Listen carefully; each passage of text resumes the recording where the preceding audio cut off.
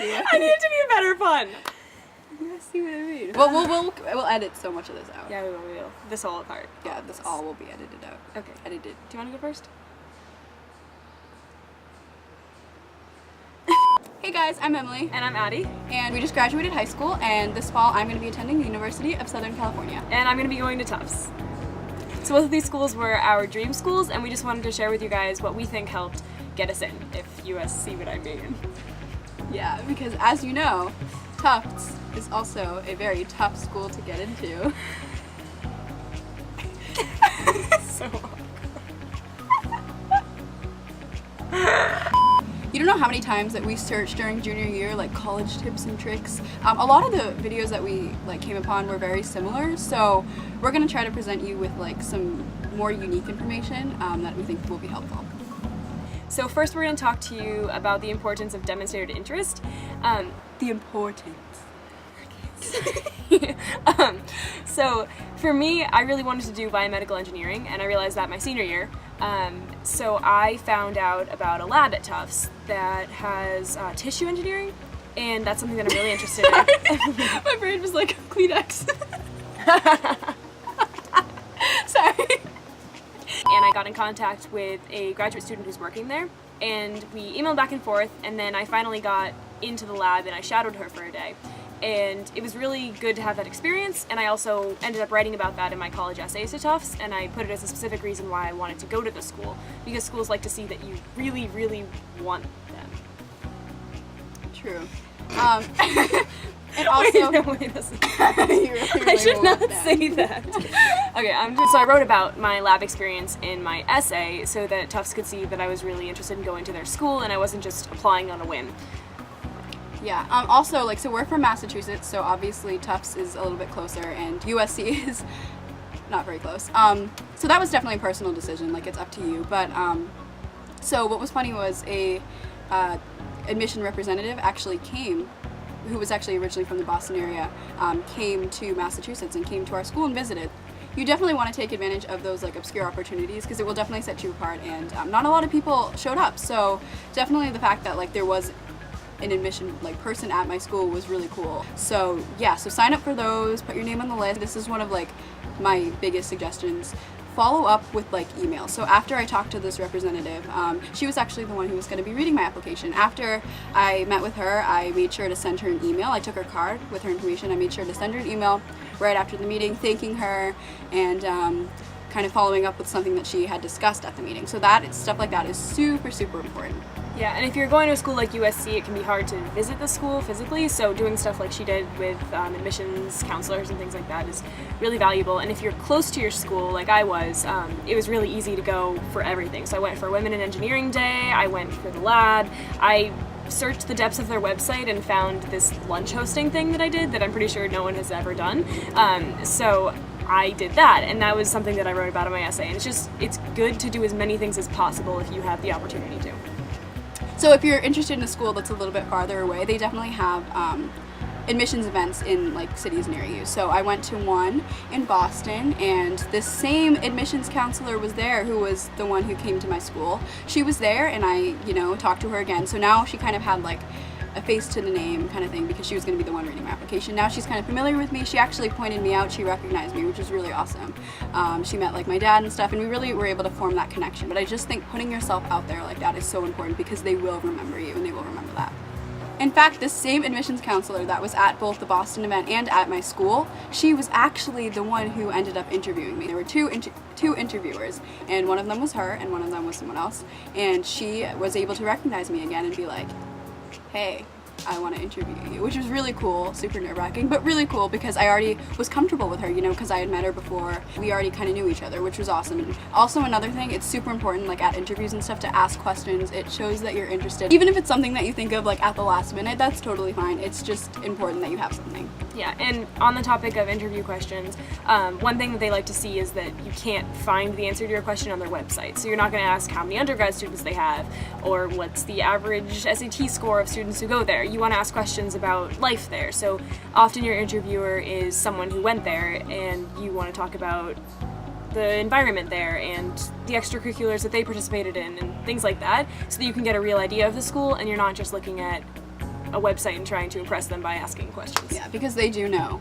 They do. Yes. Know. They were mostly interested in getting to know me as a person. So if they asked me a question that I thought was hard, I would say, like I said to them, I need to think about that for a second. Like, can you give me a minute? Because I wanted to make sure my answer was well articulated and was impressive to them.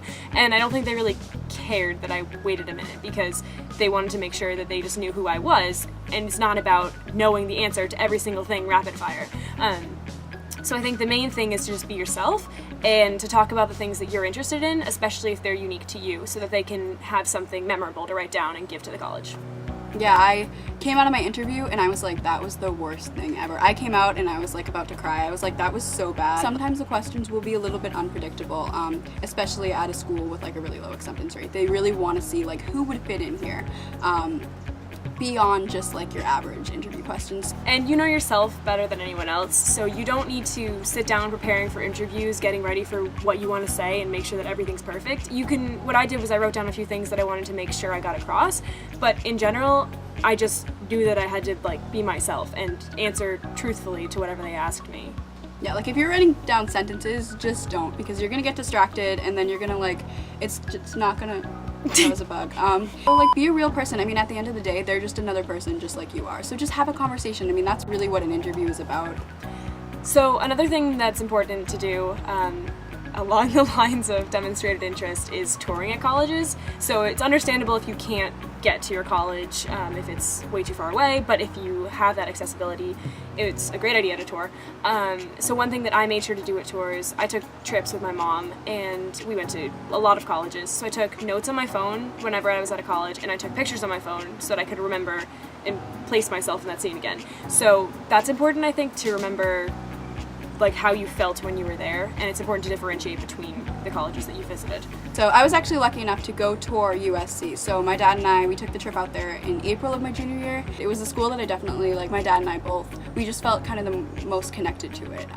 It had everything I was looking for, and just the people, you really do kind of looking around, get the sense of, especially if you go on a school day, I recommend going on a school day instead of a weekend. But so I went on a school day and it was just definitely good to like, just get a feel for the environment. I mean, gut feeling is so important. I cannot stress that enough. Like how you feel when you get there, and how, if you feel like you fit in there, like that's a really good sign.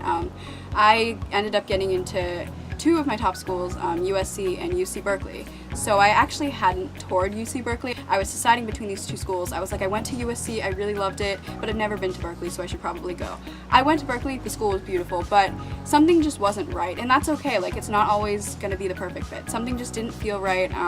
The vibe just wasn't really me. So that was definitely something that, and obviously that made me choose USC, so, and I'm really happy with my decision. So I know that before I went to Tufts, I was interested in a lot of schools that were kind of similar to it, and I knew that I wanted to be in that general area, and I really liked what I'd seen online from it.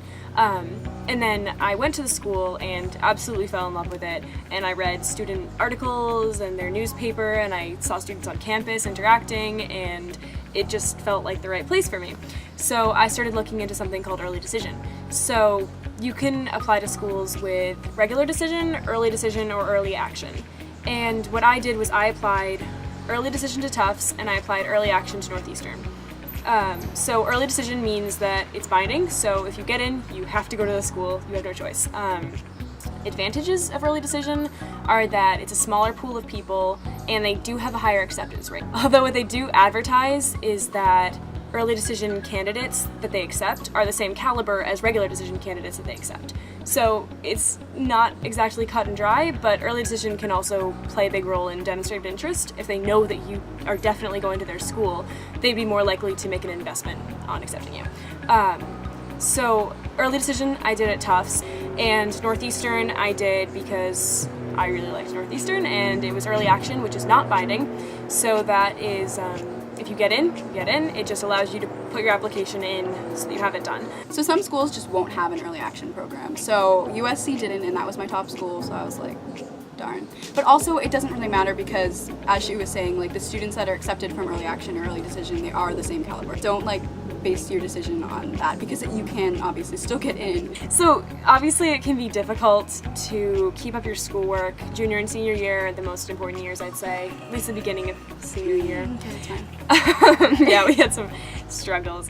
Addy, how is your junior year wrapping up? Sorry, what? Everything is fine. Everything is great. I'm not stressed.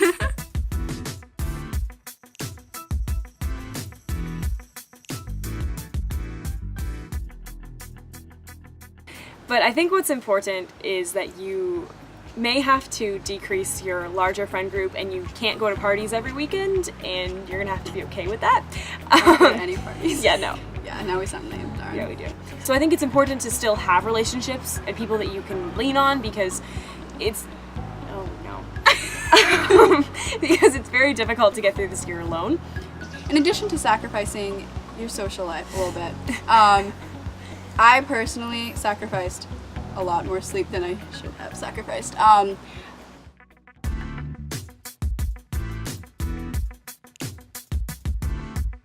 Colleges, please accept me. Look what I'm doing at 2 a.m. Accept me. Just added like 3 more schools to my college list, so it's been a great birthday. That was also just like a personal thing. Like I was able to function under 0 sleep some nights or some days, but not everyone can do that. I don't recommend doing that. It's not even healthy. I was like, it's not healthy. Don't do that. You know what? Don't do that. Don't do that. Don't even listen to us. Well, you need to make sure that you're keeping up with your schoolwork, but also being healthy. So I think there's a balance that you can try to attain. There's definitely a balance that I did not keep attain. up. And going out is great, and you want to have that balance. It keeps you, you know, it's healthy. But you do want to ask yourself, like, can I go out? Or if you have this kind of like feeling where you're like, I really think I should probably study, or I should probably work on this essay that I procrastinated for the past 3 weeks. Not like I have an experience with that. Then you should probably stay home, and you will thank yourself later. It is important to challenge yourself, and colleges, especially senior year, I think, they look at the classes that you're taking senior year and they want to make sure that you're not slacking off, and they want to make sure it's a trend upwards in terms of challenge in classes. Also, I just wanted to quickly talk about standardized tests. Like I took the SAT and the ACT a combined total of 7 times, which is ridiculous, and that's so expensive, and I got a tutor, and just like I don't recommend doing all that. It didn't really do anything for me. It didn't help. My scores didn't really, and obviously this like varies from person to person. I even like there were some schools that were on my list that I like refrained from applying to because I was like, well, my test scores aren't up to par with their like averages and stuff. Sorry, there's like water blowing up the trees. My scores were much like lower than their averages, and you know what? I got in, and it's not everything, so definitely apply to those schools anyways, because you never know. And if your test scores, even if your test scores are really good, you definitely want to like supplement that with other things. My college essay, like my Common App essay, the one that I sent to like all my schools, that was on something kind of a little bit obscure and something that didn't really necessarily fit in with all of my other like interests and experience. So I wrote about, I don't really need to write what I wrote about, because nobody cares. No. I don't think we're going to say much about the essays because I feel like that's often talked about, but to make it short, I'd say that my advice would be to write about something that you are interested in writing about. You don't have to make it some amazing thing that's like the most unique essay that they've ever seen in their lives, and you don't have to make it the most generic thing in the world. Just make it something that you're interested in and something that you will write a ton about and then cut down, instead of something that you will write a little bit about and then have to increase to hit the word count. My essays would like exceed 1,000 words, and they had to get down to like 650 for the Common App, and I was able to do it and still be satisfied with the essay. It is possible. Also, don't apply to schools because your friends are applying to them or because your significant others are applying to them, because that's not a good idea. You want to do it based on who you are, not based on who your friends are. True.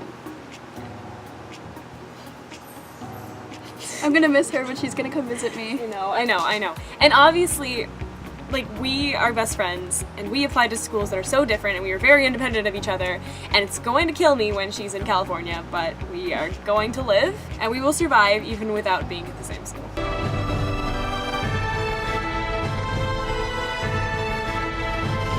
So yeah, we hope that that was helpful. Yep. And if you guys want to subscribe, we're going to be posting more updates about our college life.